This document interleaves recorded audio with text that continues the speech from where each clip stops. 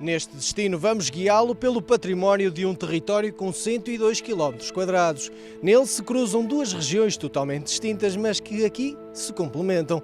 De um lado a robustez e os vales encantados das beiras, do outro os muros de xisto que sustentam as videiras que dão alguns dos melhores vinhos do mundo, a região do Douro.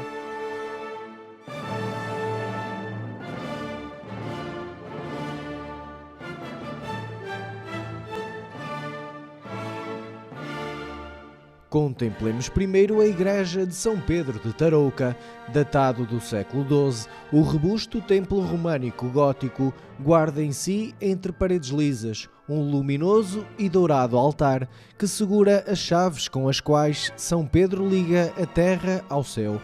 Em torno desta igreja começou a crescer o que agora se conhece como cidade de Tarouca. Tracemos rota até ao mosteiro de Salzedas, não sem antes nos determos no antigo ponto de passagem entre as duas margens do rio Varosa. Nós estamos por cima do rio Varosa, na ponte medieval da Ocanha, que desemboca na torre medieval.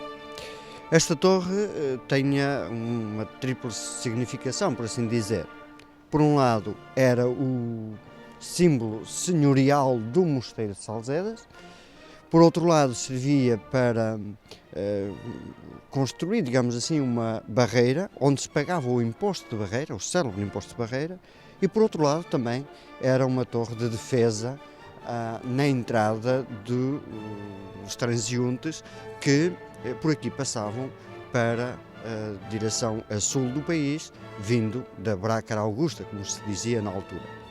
Daí que esta via é uma das vias mais antigas que temos no país e que está documentada.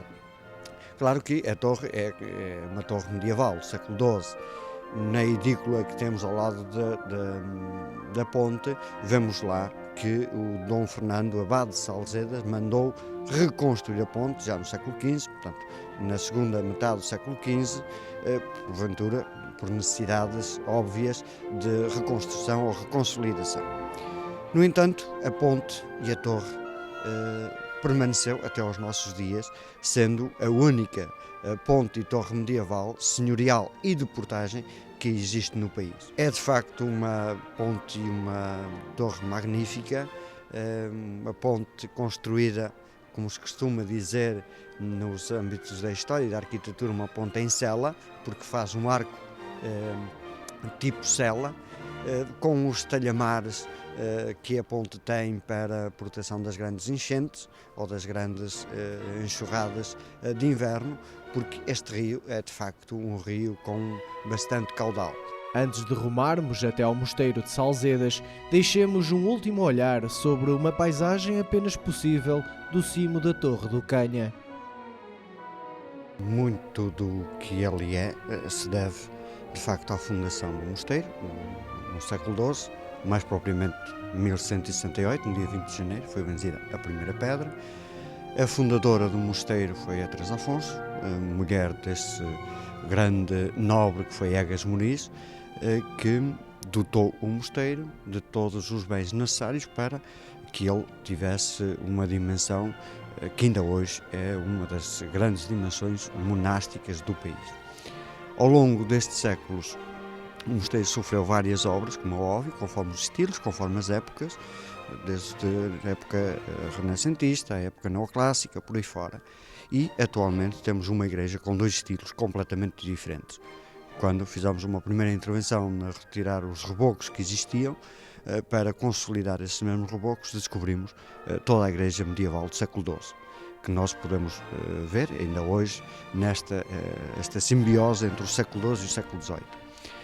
O mosteiro nunca chegou a ser acabado, porque faltam-lhe as torres, uma de cada lado, primeiro com as invasões francesas, depois com toda a peripécia política das lutas liberais, miguelistas e por aí fora, as obras de intervenção ou de conclusão da fachada da igreja nunca chegaram a acontecer. Hoje temos um esforço grande para tentar recuperar todo o complexo monástico. Vamos fazendo aos poucos, mas, como dizia, é de facto uma igreja importante a visitar, na profusão de estilos, na duplicação de estilos, nas soluções arquitetónicas que foram encontradas, na sobreposição desses mesmos estilos, que atrai muita gente a este mosteiro ao longo do ano. Bem perto encontraremos outro grande monumento, o Mosteiro de São João de Tarouca, onde a história nos atira irremediavelmente para o ano de 1152. Em Portugal, este foi o primeiro mosteiro a adotar a regra da Ordem de Cister, tal como anos mais tarde aconteceria com o Mosteiro de Alcobaça. A história veste-se de ruínas, mas também de esperança em reabilitar este espaço. Aqui nós temos testemunhos de toda a espécie de turismo deste mundo, desde o Cânide, desde a Teresa de Calcutá, desde o presidente chinês que também por aqui passou, grandes individualidades que passaram por São João de Tarouca. Isso nota-se a importância e o historial que foi levado até estes países. Nomeadamente, deixa-me que diga, atrás das minhas costas, encontra-se o dormitório, da qual nós teríamos a grande esperança de que ele viesse a traduzir-se numa estalagem para poder reforçar todo o património que existe na região do Douro. Nós no Douro temos o rio, temos os socalcos vinheteiros, mas também na região do Douro, onde nós também estamos inseridos, este dormitório seria a nossa grande intenção e a petição que foi feita neste país de mais de 10.000 assinaturas foram entregues na Assembleia da República para que as entidades competentes pudessem entender que estaríamos em condições de ter aqui uma estalagem para poder dar acolhimento a mais de 50.000 visitantes que visitam São João de Tarouca. Isto por ano, porque nós, ao preservarmos ou conservarmos, estamos a ir de encontro à própria identidade e àquilo que no seu tempo e a sua história, este dormitório se serviu para ser a grande estalagem dos monges da Ordem Cisterciense, porque não podermos construir e termos uma estalagem em condições para poder servir aqueles que hoje visitam São João de Tarouca.